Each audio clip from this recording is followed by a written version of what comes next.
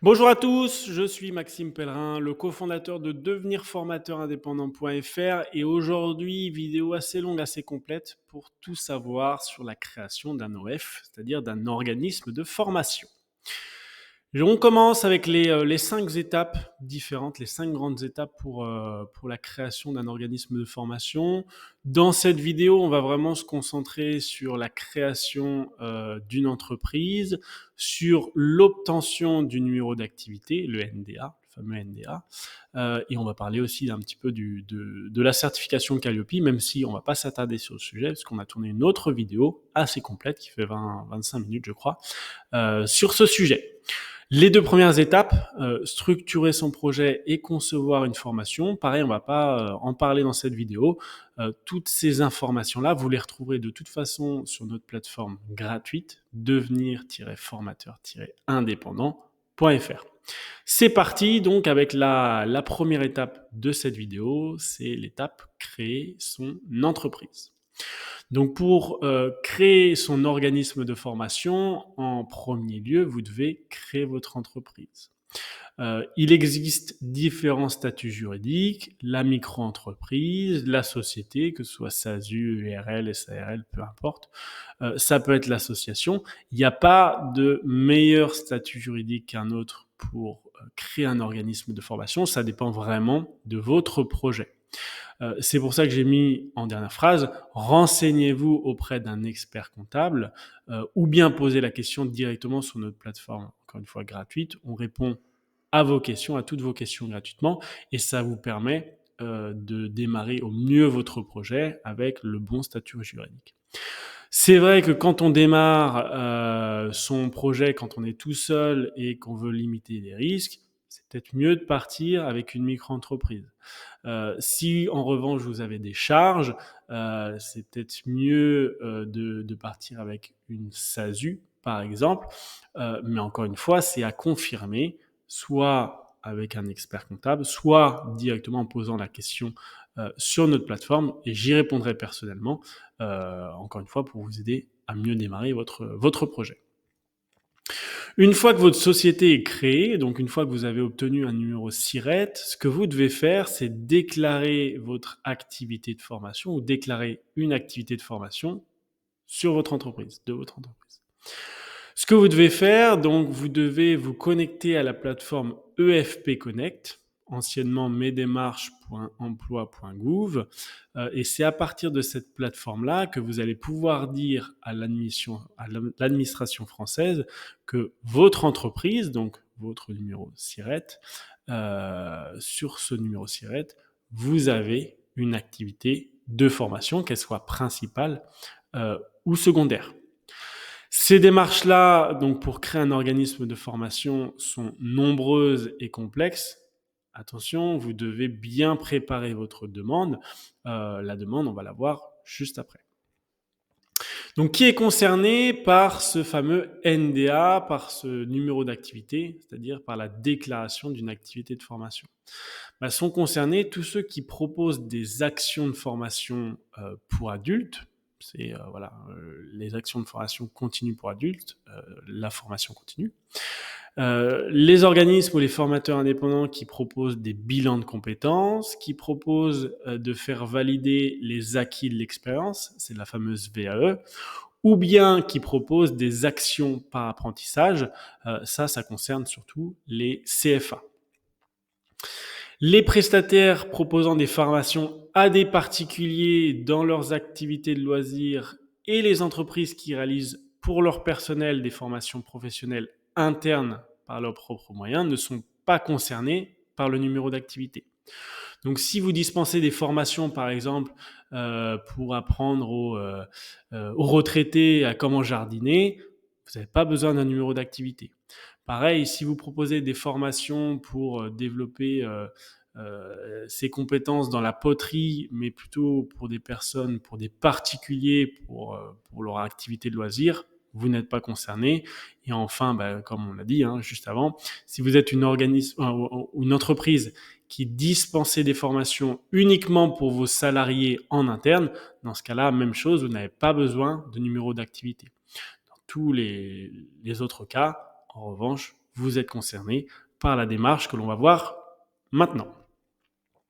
Donc, quand déposer sa déclaration d'activité? Donc, vous devez déposer votre déclaration d'activité dans les 3 mois qui suivent la conclusion du premier contrat ou de la première convention de formation. Donc, dès que vous avez trouvé un premier client à former, vous avez 3 mois pour déclarer votre activité auprès de l'administration française. Donc c'est un peu le serpent qui se mord la queue parce que pour déclarer une activité de formation, vous devez montrer que vous avez déjà eu un premier client. Donc voilà, pas toujours facile, mais pensez bien que première étape pour obtenir un numéro d'activité, c'est trouver un premier client. Une fois que vous l'avez trouvé, vous signez soit un premier contrat, donc si c'est un client qui est une personne physique, un particulier. Si c'est une entreprise ou les salariés d'une entreprise, dans ce cas-là, vous devez signer une première convention de formation. Ou déposer sa déclaration d'activité. Donc, pour ce faire, vous devez aller sur la plateforme EFP Connect. Donc, tout se passe en ligne. Et à partir de cette plateforme, on va voir juste après, vous devez déposer votre dossier avec différents justificatifs. Quel document est-ce que vous devez joindre à votre dossier? Alors, vous avez toute la liste ici. Vous devez déposer un CABIS de moins de 3 mois, donc CABIS de votre société. Vous devez déposer aussi un extrait du casier judiciaire du responsable de l'organisme de formation. Donc, si vous êtes 2 ou 3 dirigeants, le mieux, c'est de déposer les 2 ou 3 casiers judiciaires directement de tous les responsables. Vous allez devoir également déposer la liste des formateurs ainsi que leur CV. Donc, si vous êtes tout seul, si vous êtes un formateur indépendant, vous n'avez qu'à déposer votre CV, ça sera largement suffisant. Le CV et les motivations de votre ou de vos apprenants.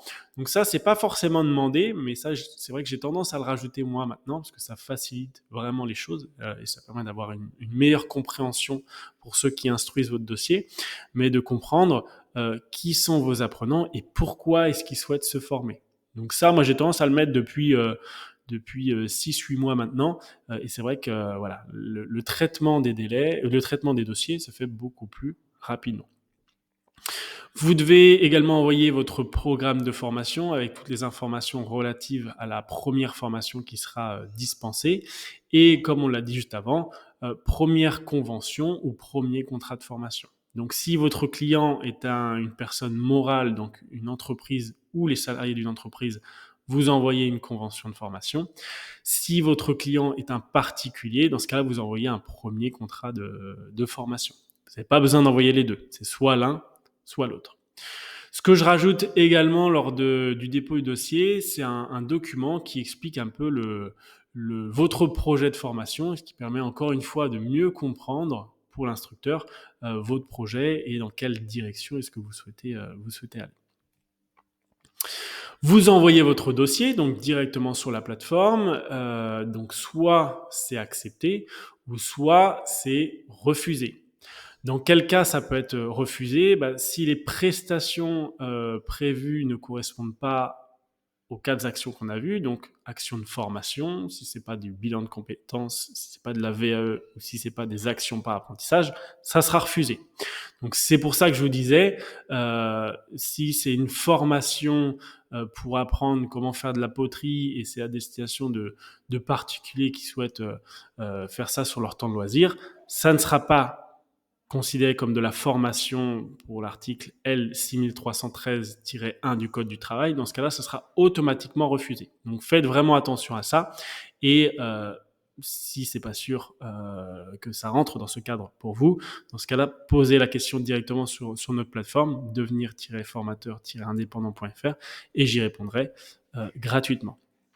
Deuxième potentiel refus ou motif de refus d'enregistrement, si les dispositions relatives à la réalisation de la prestation ne sont pas respectées, ou bien si le dossier est incomplet, si vous n'avez pas envoyé tous les justificatifs qui sont demandés, ou si l'instructeur vous demande des documents complémentaires, si vous ne répondez pas dans les temps impartis, pareil, ça sera automatiquement refusé. Vous avez fait votre demande, votre dossier est accepté, donc vous êtes officiellement déclaré comme organisme de formation, comme formateur indépendant. C'est finalement la même chose, c'est-à-dire vous avez un numéro d'activité. Dans ce cas-là, vous avez de nombreuses obligations qui viennent se greffer, puisque vous êtes organisme de formation, et puisque en France, la formation professionnelle continue est très encadrée, et que voilà, il y a pas mal d'obligations quand vous faites de la formation. J'en ai listé quelques-unes ici. Vous les retrouverez toutes de toute façon sur notre plateforme. Première obligation, donc effectuer une déclaration d'activité. Donc c'est le fameux numéro d'activité. Donc ça, c'est obligatoire quand vous souhaitez faire de la formation en France. Une fois que vous avez obtenu ce numéro d'activité, vous devez soumettre tous les ans un BPF, donc un bilan pédagogique et financier. C'est un document qui retrace toute l'activité formation de votre entreprise. Donc ça, c'est vraiment quelque chose qui est obligatoire, qui est à transmettre avant fin avril ou fin mai. Ça dépend, généralement, ces dernières années, ça a toujours été repoussé à fin mai. Donc c'est vraiment un document que vous devez remettre.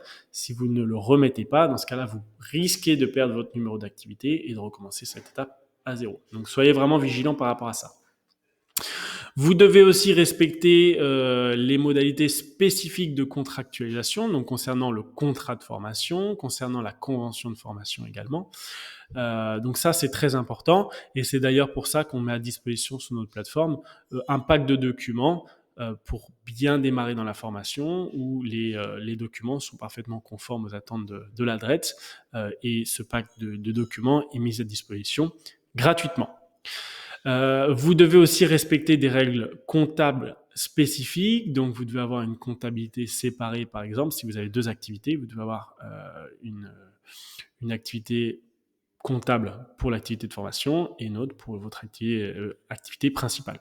Donc ça, je ne vais pas trop m'étaler sur le sujet. Encore une fois, on a tout noté sur la plateforme.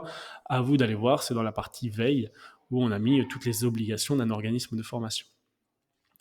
Dernière obligation très importante, informer les stagiaires, donc à travers la convention et le contrat de formation, et aussi voilà, tout ce qui est les informer sur les délais de rétractation, sur qu'est-ce qu'ils vont suivre dans la formation, les objectifs, les modalités d'évaluation.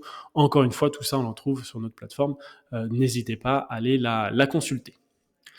Les documents obligatoires, ou plutôt les documents indispensables quand on fait de la formation, le programme de formation, ça paraît évident, le contrat ou la convention de formation, donc vous devez, selon moi, avoir les deux, parce que même si vous travaillez toujours avec, par exemple, des particuliers, vous n'êtes pas à l'abri qu'une entreprise vienne vous commander une formation. Dans ce cas-là, vous devez aussi avoir une convention de formation. Contrat de sous-traitance, si vous faites appel à la sous-traitance, vous devez avoir un contrat de sous-traitance, ça paraît logique. Le règlement intérieur, ça c'est un document qui est obligatoire, que vous devez créer dans les 3 mois après la conclusion de votre première formation. Donc 3 mois après votre première formation, vous devez obligatoirement avoir un règlement intérieur. Et si vous avez un contrôle de la DRETS, vous devrez montrer ce document. Donc voilà, pensez bien à le créer, tout comme la feuille d'émargement, bien évidemment, pour justifier de la bonne réalisation de la formation, tout comme le certificat de réalisation. C'est un document qui permet de dire Maxime Pellerin, il a bien suivi notre formation le 22 et 23 mai, avec tels objectifs, telle durée, et voilà éventuellement la note qu'il a eue à l'évaluation finale. Donc ça, c'est très important. Et toute cette liste, ce sont des documents que vous devez avoir quand vous démarrez dans la formation. Et encore une fois, ce sont des documents qu'on met à disposition gratuitement sur notre plateforme. Donc, n'hésitez pas à aller sur la plateforme, à les télécharger, et au moins vous les avez directement sur votre ordinateur. Quand vous faites de la formation, ça c'est important, vous pouvez être exonéré de TVA pour la partie de formation. Donc ça, c'est très important. C'est pas toujours intéressant dans tous les cas. Si vous travaillez que avec des entreprises, dans ce cas-là, c'est pas forcément très intéressant, puisque de toute façon, les entreprises, elles payent et ensuite elles redonnent la TVA. Si en revanche, vos clients, ce sont des particuliers, dans ce cas-là, ça peut être intéressant pour vous, en tant qu'organisme de formation, parce que ça veut dire que vous ne facturez pas la TVA. Et donc, ce qui est intéressant pour vos clients aussi, puisque ça veut dire qu'ils ne la payent pas. Donc, forcément, le prix de vos formations est moins cher, ce qui est plus avantageux pour vos clients et donc plus facile à vendre. Attention quand même, vous ne facturez pas la TVA, mais c'est-à-dire que vous ne la récupérez pas non plus. Donc tout ce qui est, par exemple, si vous avez d'importantes charges, faites attention parce que vous ne facturez pas la TVA, mais c'est-à-dire que toutes les charges, vous ne pourrez pas les récupérer non plus. Si vous achetez des ordinateurs, si vous achetez peu importe ce que vous achetez. Donc voilà, c'est vraiment une question qu'il faut se poser. Là encore, si vous avez le moindre doute, allez sur la plateforme Devenir formateur indépendant et j'y répondrai par rapport à votre situation. Et si vous pensez que c'est bien pour vous d'être exonéré de TVA, dans ce cas-là, la démarche elle est assez simple. Il faut compléter et renvoyer un formulaire CERFA en 3 exemplaires directement à l'adresse de votre région. Ils ont 3 mois pour vous accorder ou refuser l'attestation. Généralement, c'est plus rapide. Donc voilà, si vous êtes concerné et si c'est intéressant pour vous, ne vous privez pas et demandez l'exonération de TVA qui peut être demandée à n'importe quel moment.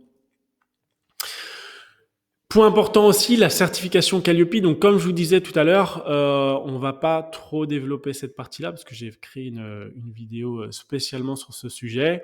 Mais gardez à l'esprit que si vous souhaitez que vos clients puissent utiliser des fonds publics et mutualisés, c'est-à-dire des fonds OPCO pour les entreprises, des fonds FAF pour les indépendants et les travailleurs non salariés, ou bien les fonds France Travail, des régions, des départements ou même le CPF, vous, en tant qu'organisme de formation, vous devez obligatoirement obtenir la certification Calliope. Cette certification, qu'est-ce que c'est ou plutôt quels sont ses objectifs? Il y a 2 objectifs principaux. Attester de la qualité du processus mis en œuvre par les prestataires d'actions concourant au développement des compétences et permettre une plus grande lisibilité de l'offre de formation auprès des entreprises et des usagers. En gros, pour la faire très simple, mais c'est une certification avec 32 points à respecter, 32 points au maximum. Et pour obtenir cette fameuse certification, vous devez montrer que vous répondez favorablement ou vous répondez aux attentes de chacun de ces 32 points. Et dans ce cas-là, vous obtenez la fameuse certification Calliope. Donc c'est un audit d'une journée de 7 heures. Et encore une fois, on parle vraiment de la certification Calliope dans une autre vidéo que je vous invite à lire qui est également, ou à visionner, qui est également disponible sur notre chaîne YouTube. 2 points importants. Quand on obtient Calliope, donc c'est l'organisme de formation qui est certifié Calliope, c'est pas votre entreprise et c'est pas vous en tant que dirigeant, mais c'est votre organisme de formation qui est certifié Calliope. Et une fois que vous êtes certifié, ce sont toutes vos formations qui doivent respecter le process Calliope. Vous pouvez pas dire, cette formation-là, elle a été payée en direct par un client, il n'a pas utilisé d'argent public. Dans ce cas-là, j'ai pas envoyé le questionnaire de satisfaction ou j'ai pas procédé à l'analyse des besoins, par exemple, qui sont 2 indicateurs de la certification Calliope. Une fois que vous vous lancez dans cette démarche, vous devez avoir la même qualité ou adopter la même démarche qualité pour toutes vos formations, peu importe s'il y a du financement public ou non derrière. Vous avez donc la certification Calliope. Comme je vous disais, ça vous permet d'obtenir des financements publics, donc de la part des OPCO, des entreprises, où là l'objectif des OPCO est de permettre aux entreprises d'accompagner leurs salariés en développant leurs compétences. C'est-à-dire que tous les ans, les entreprises redonnent un pourcentage où elles cotisent tous les ans à un OPCO et en contrepartie, elles ont du budget pour se former. Si elles l'utilisent, très bien. Si elles ne l'utilisent pas, tant pis pour eux. Et c'est remis à zéro l'année d'après. Donc forcément, si vous avez des clients entreprises, elles ont forcément du budget OPCO disponible tous les ans. Le fonds d'assurance formation, donc c'est la même chose que pour les OPCO, mais cette fois-ci, c'est pour les indépendants ou les travailleurs non salariés. Comme pour les entreprises, les indépendants et les non-salariés, travailleurs non-salariés, ils versent chaque année une contribution auprès d'un FAF et cela leur assure la prise en charge de toute ou partie de leurs frais de formation. Donc encore une fois, elles ont un budget chaque année. Si elles l'utilisent, très bien. Si elles ne l'utilisent pas ou s'ils ne les utilisent pas, tant pis pour eux. Donc encore une fois, si vous avez des clients qui sont indépendants, profitez d'obtenir cette certification pour proposer ensuite des financements à vos clients. Le CPF, le compte personnel de formation, donc ça c'est un autre dispositif qui est très important en France, qui permet de financer la formation. Le CPF permet à tout salarié d'acquérir des droits à la formation.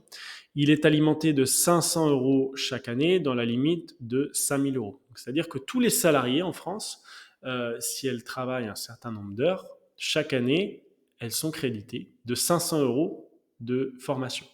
Donc si vous avez par exemple un salarié qui a travaillé 4 ans, il a 2 000 euros pour pouvoir se former, et si votre offre de formation est éligible au financement CPF, dans ce cas-là, il ne paiera rien. Vous recevrez bien évidemment les 2 000 euros, mais lui, il ne paiera rien, ou à part 102 euros, un reste à charge qui a été mis en place en début d'année.